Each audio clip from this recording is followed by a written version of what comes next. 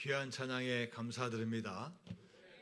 우리가 예배 시작할 때부터 찬양팀도 찬양하고 또 우리 어린아이들과 젊은 가정도 찬양하고 또 이렇게 찬양대도 찬양했습니다. 세상에는 노래도 잘 부르고 또 아주 훌륭한 음악들이 많이 있습니다. 몇 년 전부터는 아주 인기 있는 트롯 한번 하면 얼마나 잘하는지 모릅니다. 채널 돌리다 보면 트롯 대회가 많이 열리고 최고 인기입니다. 자, 그러나 우리가 오늘 불렀던 찬양은 물론 사람이 우리가 듣지만 하나님께 관한 겁니다. 하나님께 찬양하고 하나님께 영광 올려드리고 그분을 송축하는 노래입니다. 왜 그럴까? 이게 우리 교인의 본분입니다. 우리는 두 발을 땅에 딛고 살아가는 존재이지만 하나님께서 지어주신 피조물이기 때문에 주일에 모여서 먼저 그분을 찬양하는 게 또 임무이면서 또 권리입니다. 이럴 때 하나님께서 오늘 이 날을 복되게 하여 주시고 여러분의 큰 복을 주실 줄로 믿습니다. 특별히 블레싱 전도 축제를 맞이해서 초청 받아오신 분들 너무나 감사합니다. 요즘 교회 나온 거 쉽지 않으신데 이렇게 초청에 응해주셔서 감사하고 또 여러분 가운데 함께 큰 축복이 임할 줄로 믿습니다. 저는 운전은 적당히 하지만 길을 잘 모릅니다. 그래서 길칩니다. 길을 잘 아는 분이 제 옆에 타면은 늘 답답해해요. 그것도 또 내비게이션 켜고 다니냐고. 습관이에요. 워낙 자신이 없기 때문에 늘 킵니다. 좋은 시대에 태어나서 길 걱정하지 않습니다. 목적지만 딱 설정하면은 딱 가르쳐 줍니다. 아름다운 여인의 목소리와 함께 또 운전할 수 있습니다. 얼마나 친절한지 몰라요. 아예 전방 50m에서 우회전하세요. 다 이야기해줘요. 차선을 옮기세요. 2차선으로 가세요. 다 이야기해 줍니다. 자, 여러분, 이 내비게이션의 원리가 뭡니까? GPS, 글로벌 포지셔닝 시스템이라고는 위성 위치 시스템 덕분입니다. 하늘에 이 인공위성이 탁 놓여 있어요. 처음에는 이 미군이 이 전체 이 세계를 어떻게 보면 이 군사적으로 잘 감시하고 또 정보를 얻기 위해서 이 전 세계에 24개 인공위성을 올려놨대요. 그게 이제 기초가 되었습니다. 그리고 지금 우리가 사용하는 것은 인공위성 4개가 모든 걸 조합한다고 합니다. 하나로는 부족하니까 4개가 여러 측면, 여러 각도, 또 여러 가지 관련된 정보를 수집해서 실시간으로 바로 내려주는 거예요. 참 신기하지 않습니까? 이거 뭐 계속 바뀌는 상황인데 계속 이야기해줘요. 몇 초 간격으로 계속 이야기해줍니다. 이 GPS가 있기 때문에 내비게이션이 있는 거고 또 이 내비게이션 때문에 우리가 잘 몰라도 길을 잘 몰라도 우리가 그대로 인도한 대로 가면은 목적지에 다다를 수 있습니다. 하늘에서 다 보고 있어요. 하늘에서 다 보고 가르쳐줘요. 여러분 인생 가운데도 이 GPS처럼 우리의 갈 길을 인도하시는 분이 있습니다. 내가 인정하든 인정하지 않든 그분께서 이 천지 만물을 창조하셨고 그분의 형상을 닮은 우리와 같은 존재를 만들어 주셨어요. 그런데 우리 아담과 하와의 죄로 말미암아 우리는 그 하나님의 온전한 뜻을 알지 못하고 우리의 본능 가운데 살고 있는 거예요. 지금 바로 눈앞에 보이는 거, 나 자신의 만족, 나 자신의 목표를 위해서 우리가 살아가고 있습니다. 자, 여러분 어떻게 하면은 우리 인생 살아가는데 가장 지혜롭고 행복하고 또 성공적인 삶을 살아갈 수 있겠습니까? 자, 우리 잠언서 16장 9절 말씀 한번 같이 볼까요? 시작. 사람이 마음으로 자기의 길을 계획할지라도 그의 걸음을 인도하시는 이는 여호와시니라. 여러분 이 말씀을 우리가 인정하기가 쉽지 않지만 인정하면은 우리 인생이 달라진다는 거예요. 내가 계획하고 내가 생각하고 내가 판단하고 내가 능력 있게 나가는 것 같지만 앞길을 인도하시는 분이 여호와 하나님이라는 걸 인정할 때 우리 삶이 달라진다는 거예요. 자, 오늘 본문은 지금부터 3,000년 전에, 무려 3,000년 전에 다윗이라는 한 사람이 쓴 신앙 고백이고 시입니다. 시편 23편 1절과 2절 말씀입니다. 시작. 여호와는 나의 목자시니 내게 부족함이 없으리로다.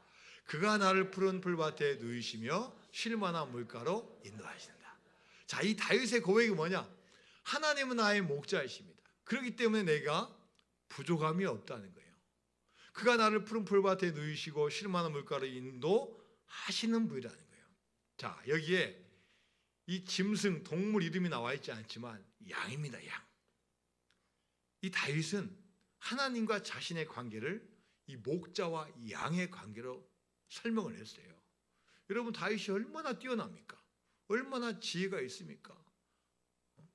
하나님부터 능력받고 기름 부음 받아서 얼마나 대단합니까? 그럼에도 불구하고 하나님과 나의 자신의 관계를 목자와 양의 관계, 나는 양입니다. 여러분, 이 양이란 동물은 우리가 멀리서 보기에는 참 깨끗하고 하얗고 푸른 초장 위에 아주 평온한 짐승 같은데, 실제로 이 양을 키운 이 문화에 가보면요, 이 양이 그런 동물이 아니라는 거예요. 첫 번째, 양은 방향 감각이 없대요. 방향 감각이. 왜 그러냐? 시력이 너무 약해요. 가장 시력이 안 좋은 동물 중에 하나예요. 10m까지밖에 못, 10m밖에 못 봐요. 그러니까 멀리를 볼 수가 없으니까 그냥 앞만 보고 가는 거예요. 이 길이 어떤 길인지 모릅니다. 멀리 보지 못하기 때문에 가다 보면 낭떠러지가 나올 수도 있고 계곡 밑으로 갈 수도 있는 거예요.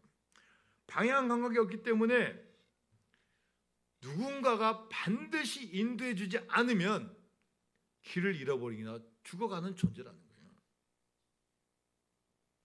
혼자 있으면 길을 잃어버리고 집에도 찾아오지 못한 동물이 이 양이라는 거예요. 그래서 이 양에게는 꼭 목자가 필요해요.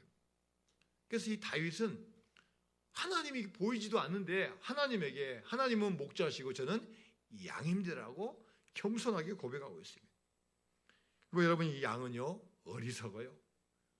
고집도 세고 절제력도 없고 분별력이나 판단력이 없는 동물입니다. 그래서 자기 생각대로만 살아가면 이 양은 반드시 문제가 생기고 심지어 죽게 되는 일이 벌어진다는 거예요. 여러분, 해외여행 다녀보셨습니까? 성지순례 한번 가보셨습니까? 단체로 제주도나 일본 한번 다녀오셔보셨습니까? 여러분, 중요한 게 많지만 가장 중요한 것 중에 하나가 어떤 가이드를 만나냐가 중요해요. 가이드를 잘 만나야지 그곳에 대한 이야기를 참 잘 들을 수 있어요. 심지어 여러분, 성지순례 가보십시오. 하도 오래돼가지고요 건물도 없는 데가 많아요. 그냥 다 폐허가 돼가지고 바닥만 있는 곳이 있어요. 여기를 뭐하러 왔지? 여기서 사진 찍어도 이게 무슨 뜻인지도 모를 텐데 실망할 수가 있어요. 그러나 이 가이드가 말하는 설명을 잘 들어보면 얼마나 의미가 있는지 몰라요. 예수님이 지나갔던 자리, 삭개오가 올라갔던 그 뽕나무, 돌감람나무, 야, 여기서 주님을 만났지. 그냥 나무 한 그루가 아니에요. 그냥 그 나무 한 그루에 어마어마한 의미가 있는 거예요. 자, 어떻게 가이드를 하냐, 어떻게 안내하냐에 따라서 이 여행의 질이 달라지는 거예요. 여러분, 우리 인생을 정말 보람 있고 우리가 의미 있게 살려면은 우리 인생에 좋은 가이드를 만나야 돼요. 가이드 잘못 만났다가 아니면 가이드 없이 나 혼자 갔다가 얼마나 많은 낭패를 당할 수 있습니까? 하나님이야말로 바로 우리 인생을 인도하시는 가이드가 되어주셔요. 자, 시편 23편 3절 말씀 한번 같이 읽어볼까요? 시작. 내 영혼을 소생시키시고 자기 이름을 위하여 의의 길로 인도하신다. 이 하나님은 어떻게 우리를 인도하시냐? 영혼을 소생시키는 분이에요. 여러분, 우리 육체에 소생하는 건요 병원 가면 됩니다. 잘 먹으면 됩니다. 약도 잘 먹고 비타민도 잘 먹고 영양 보충제도 먹으면 되는 거예요. 그러나 이 영혼 소생하는 건요 아무나 할 수 없어요. 뭐 심리 치료 받는다고 되는 것도 아니고 뭐 정신과 가는 것도 되는 것도 아니에요. 진정한 영혼이 소생하는 것은 누구를 만나야 되냐? 이 천지 만물을 창조하시고 우리에게 이 생기를 부어넣으신 여호와 하나님을 만날 때 진정 우리 영혼이 살아나는 역사가 임하게 되는 겁니다. 세상적으로 지위가 있고 돈 많고 육체적인 것이 채워진다고 행복한 거 아닙니다. 제가 설교 준비하면서 생각나는 사람이 있었어요. 그래서 딱 검색을 해보니까요, 27년 전에 죽으신 분이에요. 27년 전에. 누구냐? 영국의 다이애나 왕세자비. 당시에 찰스 황태자하고 결혼했을 때 전 세계가 떠들썩했어요. 야, 그 황태자하고 결혼한 그 여자가 누구냐? 다이애나 왕세자비 누구냐? 보니까 뭐 그렇게 뭐 세상적으로 훌륭한 사람 아니에요. 그냥 스펜서 백작의 셋째 딸로 태어났어요. 근데 그녀의 과거가 불행했어요. 6살 때 엄마가 다 애들 버리고 다른 남자 결혼해갖고 떠나버렸어요. 그때부터 이 다이애나는 엄마를 잃은 이 갈급함을 어떻게 치유할 수가 없었어요. 갈증, 목마름, 다른 것으로 만족. 그런데 인생에 행운이 찾아왔어요. 영국 최고의 이 황태자하고 결혼했는데 이 황태자가 바람을 피는 거예요. 나도 자존심 상했다. 너만 그러냐? 나도. 대리만족을 찾는 거예요. 목마름을 찾고자 머리를 하는데 1년에 이 헤어에 들어간 비용이 1,000만 원. 몸매 관리와 의상 구입에 1년에 들어간 돈이 10억. 여러분, 그런다고 해서 이 공허함이 채워지지 않는 거예요. 5번의 자살 기도. 거식증에 시달리면서 계속 애인을 바꿔요. 그러다가 이집트 재벌 아들과 차를 타고 가다가 이 파파라치에 딱 걸려요. 따돌려야지. 더 속력을 내야지. 탁 밟았는데 중앙 분리대 벽을 들이받고 그 충격으로 과다출혈로 일으켜서 숨을 거둡니다. 그때 그녀의 나이가 몇 살이냐?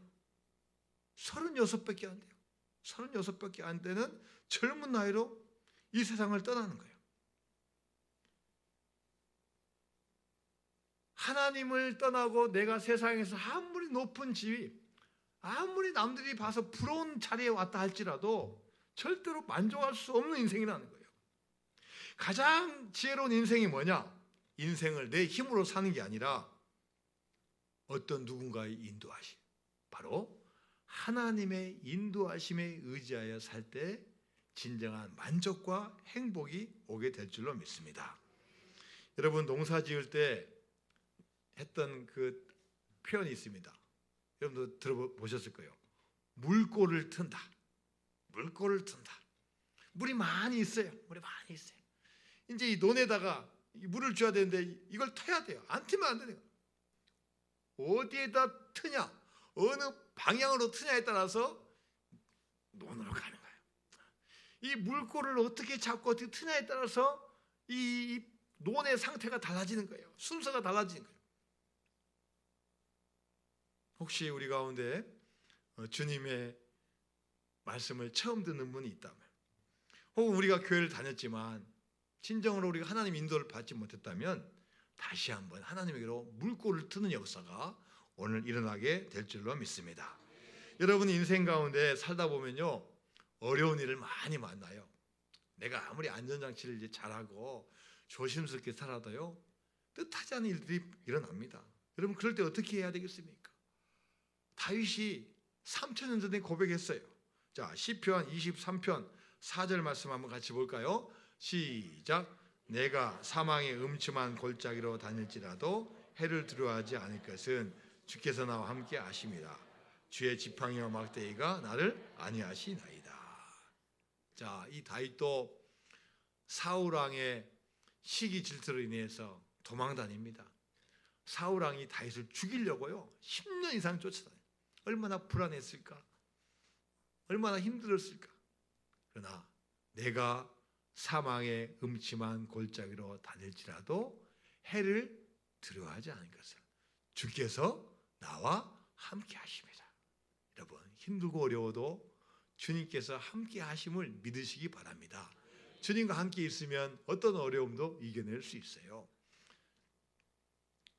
자, 찬송가 우리 543장 1절과 2절 한번 같이 한번 찬양해 볼까요?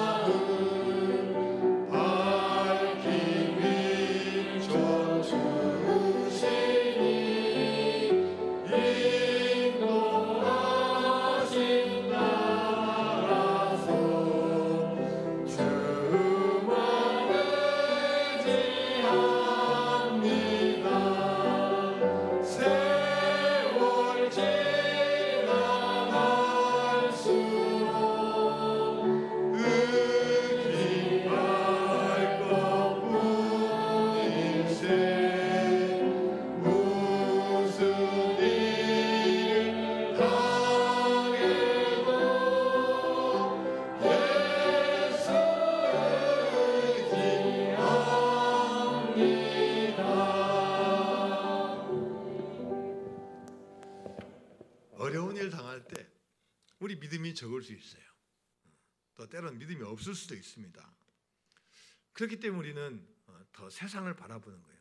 누군가를 붙잡으려고 하고 또 힘 있는 분에게 의지를 합니다. 물론 그분이 잠깐 도와줄 수 있어요. 그러나 여러분, 대부분 힘들 때 한번 손 내보십시오. 다 외면합니다. 외면해요. 배신감을 느껴요. 나는 그렇게 도와줬는데 내가 힘들 때 왜 안 도와주지? 배신감을 느낍니다. 하나님은 그런 분이 아니셔요. 하나님 오히려 우리가 힘들고 어려울 때 더 함께 하시는 분이에요. 잘 될 때는 가만히 있어도 되니까 그냥 지켜보실 수 있지만 힘들고 어려울 때, 사망의 음침한 골짜기를 지날 때 함께 하시는 분이 바로 하나님이시라는 거예요.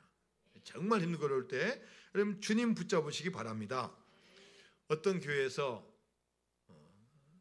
안수 집사님으로 열심히 섬기고 봉사했던 한 분이 일을 하다가, 교회에서 봉사하다가 부딪혔어요. 어떤 애 부딪혔어. 또 보니까 이제는 설교도 잘 안 들어와요. 이제 시험 들어가지고요, 설교도 듣기 싫어. 교회를 떠났어요. 10년 동안 떠나 있었어요. 그 좋아하는 술도 좀 마음껏 마시고 하고 싶은 거 많이 하고, 옛날에는 교회 다닌다 그러면 괜히 좀 꺼림칙해서 할 것도 못하고 좀 그랬는데, 아이고 이제 교회도 안 다니니까 뭐 마음대로 하면 되지. 어느 날 술집에 가서 술 마시고 있는데 그 카페에 사주팔자를 보는 점쟁이가 들어왔어요. 테이블마다 딱 보면서 봐주고 돈을 딱 받는 거예요. 자, 그런데 갑자기 점쟁이가 점을 치다 말고 뭔가에 막 눌린 듯이 막 소리를 질렀어요. 여기에 예수 믿는 사람이 있습니다. 그분 제발 나가주세요. 점괘가 안 나옵니다. 그러자 사람들이 웃으면서 말했어요. 아하하, 무슨 술집에 무슨 예수쟁이가 있어요? 당신 좀 이상한 거 아니에요? 그래도 이 점쟁이가 계속 소리쳤어요. 아닙니다. 여기에 분명 예수 믿는 사람이 있습니다. 그에 있는 영이 나를 자꾸 짓누릅니다. 그 사람이 있으니까 점괘가 안 나옵니다. 제발 빨리 이곳에서 나가주세요. 근데 이 전보는 분이 누구를 보고 있냐? 시험 들어서 10년 동안 교환한 그분을 잘 쳐다보면서 하고 있어요. 그래서 그 집사님이 슬그머니 술집을 나와서 골목길에 뛰어들어가서 흐느껴 울었어요. 왜 울었냐? 너무나 고맙고 감사해서 울었어요. 나는 10년 동안 나는 이제 주님 믿지 않는다고, 난 내 마음대로 살고 싶다고 주님을 떠나서 할지 못할지 다 하고 살았는데 성령님께서는 자신을 떠나지 않으셨다는 거예요. 신음하시면서도 내 가운데 계셨다는 거예요. 자기를 떠나지 않는 게 너무나 감사하고 너무나 고마워서 엉엉 울었다는 그런 이야기가 있습니다. 여러분, 지금 이 시대에 살고 있는 분들이 많이 어렵다고 합니다. OECD 국가 중에서 자살률이 가장 많은 나라, 1등인 나라가 대한민국이에요. 사회는 급속도로 변하고 있죠. 주변은 계속 변하니까 그 따라잡아야 되죠. 경쟁해야 되죠. 그 못 이기니까 자살도 많이 해요. 코로나19가 와가지고 힘들었습니다. 좀 나은가 했더니 사업이 더 잘 안 된대요. 불황을 겪고 있어요. 여러분, 그렇다고 우리가 포기해야 되겠습니까? 여러분, 그런다고 우리가 다른 방법 찾아야 되겠습니까? 오히려 이럴 때일수록 진정한 인생의 주인을 찾고 만나는 기회가 돼야 돼요. 내 인생의 주인이 누구이신가? 오히려 하나님 만나고 주님을 만나는 귀한 기회가 되어야 될 줄로 믿습니다. 오늘 본문의 1절 말씀에 여호와는 나의 목자시니 내게 부족함이 없으리다. 주님께서 나의 목자임을 인정하고 그분 따라가면은 부족함도 채워진다는 말씀이에요. 여러분, 우리는 양 같아서 절대로 내 생각대로 인생을 멋지게 살아갈 수 없는 존재예요. 다 이룬 것 같지만 반드시 몇 프로가 부족해서 이루지 못하는 게 우리 인생이에요. 내 고집대로 살고 내 습관대로 살다가 결국 방향을 잃고 헤매이는 거예요. 자, 이사야 선지자가 그걸 표현했습니다. 이사야서 53장 6절 말씀입니다. 시작. 우리는 다 양 같아서 그릇 행하여 각기 제 길로 갔거늘 여호와께서 우리 모두의 죄악을 그에게 담당시키셨다. 다 우리 양과 같은 존재예요. 내가 잘못 생각하고 내 뜻대로 가는 거예요. 멀리 보지 못하고 근시안적으로 보고 가다가 길을 잃어버리는 존재예요. 동물의 왕국, 여러분 그걸 보면은 이 건기 때 이제 초식 동물들이 풀을 뜯어먹다가 비가 오지 않으니까 풀이 안 자라니까 아프리카에서 대이동을 합니다. 탄자니아 초원에는 영양일종인 누우떼가 살고 있어요. 누우떼. 수백만, 수천만 마리가 살고 있어요. 새로운 풀을 찾아서 1600km를 이동한대요. 무려 1600km. 그런데 여기에도 지도자가 있어요. 지도자가. 이 누우떼에도 대장이 있어요. 이 대장이 앞에 가면 다 따라가는 거예요. 다 따라가는 거예요. 그런데 요즘 하도 이제 시대가 좋아져가지고 이걸 다 촬영하는데 요즘은요 어떻게 촬영합니까? 드론으로 다 촬영하는데 이 과학자가 연구해 보니까요, 아이고 누우떼도 보니까 한심한 존재예요. 거기서 그렇게 오랫동안 살았으면 길을 잘 알아야 되는데 엉뚱한 길로 간다는 거예요. 앞에 있는 한 누가 엉뚱한 길로 간다. 좀 평탄한 길, 지름길, 빨리 물로 가는 길, 좀 강도 좀 낮은 길, 낭떠러지 없는 길, 위에서 보면 다 보이는데 거기를 안 가고 엉뚱한 데로 간다. 왜요? 모르니까요. 모르니까. 본능으로는 열심히 자기 능력을 가지만 다 볼 수 없으니까 그렇게 갔나. 심지어 앞에 잘못 간 거 따라가다가 다 낭떠러지 떨어지다. 낮은 강으로 가면 금방 건너가는데 깊은 강에 가다가 다 떠내려가는. 우리 인생도 비슷합니다. 처음부터 잘못된 길을 선택하지 않은 게 얼마나 감사한지 몰라요. 내가 최고이고 내가 잘할 수 있을 것 같다고 생각하지만 사실 인생길 잘 모르고 가는 게 얼마나 많이 있습니까? 자, 이사야 선지자는 우리가 얼마나 어리석은 존재인지를 이사야서 1장 맨 앞에다 표현하고 있어요. 자, 이사야서 1장 3절 말씀 같이 볼까요? 시작. 소는 그 임자를 알고 나귀는 그 주인의 구유를 알거마는 이스라엘은 알지 못하고 나의 백성은 깨닫지 못한다. 자, 사람이 그렇게 뛰어나고 지혜로운 것 같지만 동물들보다 못하다는 거예요. 소도 그 임자를 알고 나귀도 주인의 구유를 아는데 어떻게 된 건지 이스라엘 백성은 하나님을 알지 못하고 결국 깨닫지 못해서 망하는 길을 가고 있다는 거예요. 그래서 여러분, 우리는 내가 아무리 어떤 존재여도 주님의 인도하심을 받게 해달라고 우리가 바라야 되고, 그분의 인도하심을 받을 때 진정한 행복이 오게 될 줄로 믿습니다. 혹시 여러분 인요한 교수님이라고 아십니까? 인요한 교수님? 네? 미국 분이죠. 미국 분. 키 185cm에다가 미국 분. 자, 이분은 할아버지가 우리 한국에 온 선교사, 외가 쪽 증조 할아버지가 선교사님이에요. 자, 그 증조 할아버지 선교사님에 있는 해가지고 결혼을 했어요. 그래서 미국 여자 선교사 딸하고 결혼했어요. 그리고 이분은 이제 한국 분과 결혼을 했어요. 이분은 세브란스 병원 국제 진료소장이며 이번에 이제 비례대표로 국회의원이 됐어요. 원래 영어 이름은 존 린튼입니다. 존 린튼. 근데 린의 앞자다가 인, 존이 요한이니까 인요한. 2012년에 귀화를 했어요. 1959년 전주 예수병원에서 태어났고, 자, 그리고 열심히 또 순천으로 이사해서 학교에서 공부를 하고 대학교 연세대 의대를 졸업하고 의사가 되었어요.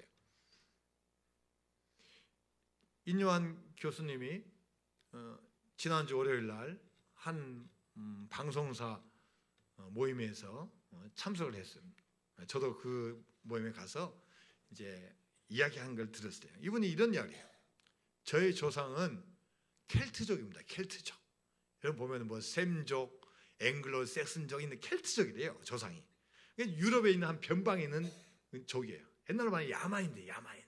막 살기 위해서 막 그냥 싸우고 내려오고 막 정착해서 싸우고 막 이런 켈트족이에요. 그런데 이 켈트족이 복음을 만난 거예요. 복음을. 예수님의 복음을 받아들인 거예요. 그러면서 이 켈트족이 이제 서서히 바뀌게 되면서 이제 문명화가 되면서 이 유럽을 성장시키는데 중요한 종족 중에 하나가 이 켈트족이라는 거예요.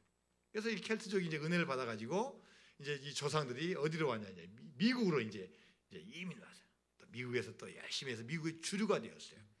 그런데 이제 할아버지가 은혜를 받고 선교사님 돼가지고 자, 어디로 가서 선교를 할까? 당시에는 중국, 인도 인구도 많고 선교가 간 땅인데 이 조선 땅으로 온 거예요. 조선 땅으로. 조그만 땅, 희망이 별로 없는 땅, 이거 선교의 가치가 있을까 하는 그런 땅에 온 거예요. 근데 이분이 하는 말이 뭐냐? 우리 할아버지의 선택이 탁월했다. 이 대한민국으로 온 게 너무나 잘 됐다. 그러면서 두 가지를 이야기하시더라고요. 두 가지. 첫 번째, 대한민국은 한 번도 다른 나라를 먼저 침공한 적이 없는 나라다. 물론 힘이 없을 수도 있겠지만 그만큼 평화를 사랑하는 민족이다. 이 대한민국 사람들은 근본적으로 평화를 사랑하고 남을 위해서 뭔가를 하고 하는 그런 마음이 이 마음에 있는 민족이기 때문에 너무나 좋은 민족이다. 두 번째로, 식민지 근성이 없는 민족이다. 대부분 나라들이요, 미국이나 영국이나 뭐 유럽이나 강대국의 이런 침략을 받으면요, 거기서 벗어나기가 힘들다는 거예요. 계속 받아 먹어야 되고 그냥 그런 근성 가지고 사는데 이 대한민국은 막 정신적으로, 영적으로, 경제적으로 이걸 뛰어넘어가지고 이제는 나눠주고 베푸는 이런 나라가 되었다는 거예요. 무엇보다도 복음 전파하는 최적화된 민족이다. 미국 다음에 선교사를 많이 보내고 복음 전파에 최적화된 민족이다. 봄, 여름, 가을, 겨울이 뚜렷해서 잘 적응하고 아프리카나 알래스카나 북극이나 난 어딜 가도 살아남은 민족이 대한민국 민족이다. 나는 우리 할아버지 때 이 대한민국을 선택하는 게 너무나 감사하다. 그럼 이분의 결론이 뭐냐? 하나님의 인도하심에 감사를 드립니다. 물론 여러 가지 중에 선택을 했겠지만 여러분 그 선택 한번 해가지고 또 물론 하나님의 뜻이 계시겠지만 이 대한민국 온 게 너무나 감사하고 축복이라고 고백을 하고 있습니다. 우리가 인생에서 여러분 추구하는 게 거의 다 비슷합니다. 그러나 여러분 가장 중요한 게 뭐냐? 우리의 인생의 가이드, 우리 인생의 목자를 우리가 하나님, 예수님으로 인정하고 살아가는 그 인생이 가장 복된 인생이 될 줄로 믿습니다. 자, 여러분 학교 다닐 때 배웠던 유명한 철학자가 있습니다. 여러분 플라톤이라는 철학자 들어보셨죠? 기원전 427년에 태어나가지고 347년에 죽은 그리스의 철학자입니다. 모든 철학자의 아버지고 서양 철학과 문명의 기초를 이룬 분이 이 플라톤입니다. 이 플라톤이 글을 쓰면서 행복의 조건이 뭐냐? 우리가 추구하는 행복의 조건이 뭐냐를 5가지로 설명했어요. 근데 이 5가지가 공통점이 뭐냐? 부족함이 행복의 근거다. 자, 첫 번째. 자, 행복을 위한 5가지 조건. 첫 번째. 시작. 먹고 입고 살기에 조금은. 자, 어떤 사람이 행복하다고요? 어떤 사람이 행복하다고요? 가득 찬 사람이 행복한 게 아니라 약간 부족한 사람. 물질이 너무 많지 않고 좀 부족하다고 여기는 그런 사람이 행복하다. 자, 둘째. 시작. 모든 사람이 칭찬하기에 약간 부족하다. 너무 잘생기고 너무 예쁘면요 불행할 가능성이 많아요. 저는 얼마나 감사한지 몰라요. 적당하게.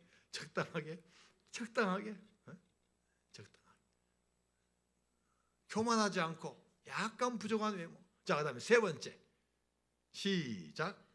자신이 생각하는 것보다 절반밖에는 인정받지 못하며. 명예도요 너무 높은 거 교만해지기 쉬워요.